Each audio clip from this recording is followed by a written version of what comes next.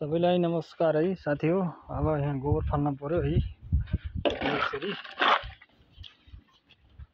हाम्रो पशु न्याउने गाईहरू हेर्नुस्, पशुपालन काम हो। त्यहाँ कहिले घाँस काट्ने, कहिले गोबर फाल्ने, खाइराख्ने टाइममा गोबर फाल्दैछु।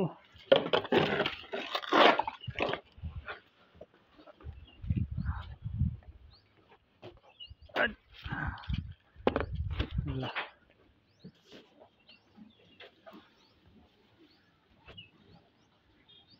गोबर पनि फालियो, चेक्क लाएर अब बच्चाहरू तान बच्चा बच्ची यो ब्याउनु छ है। यो अब 2-3 आजभोलि ब्याउँछ। यो ब्याएपछि म देखाउँछु। अहिले 20 लिटर दिन्छ है यो गाईले।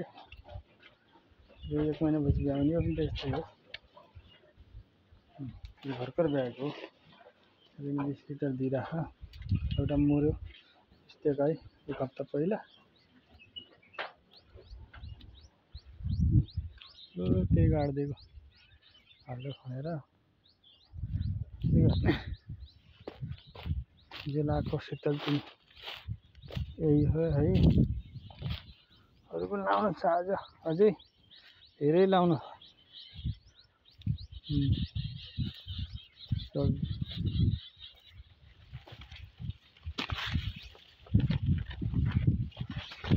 जिल्लामा देखाउँछु है।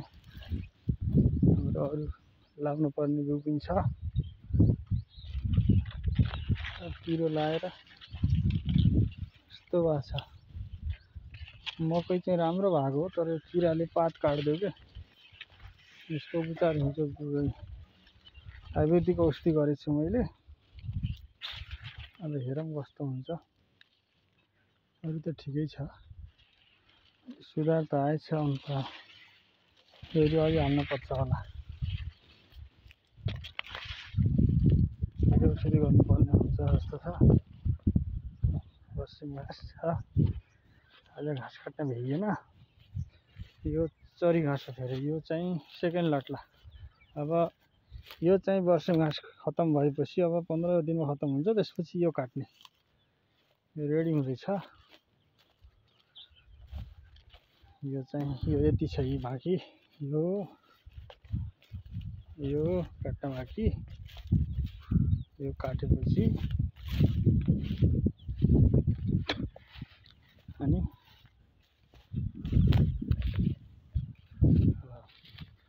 अब यिनीहरू काटेर भ्याएपछि अब यसरी यो काटिन्छ।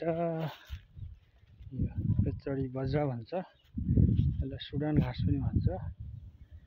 धेरै छ है, धेरै छ। बढ्दैछ अब। गाई यही हो है।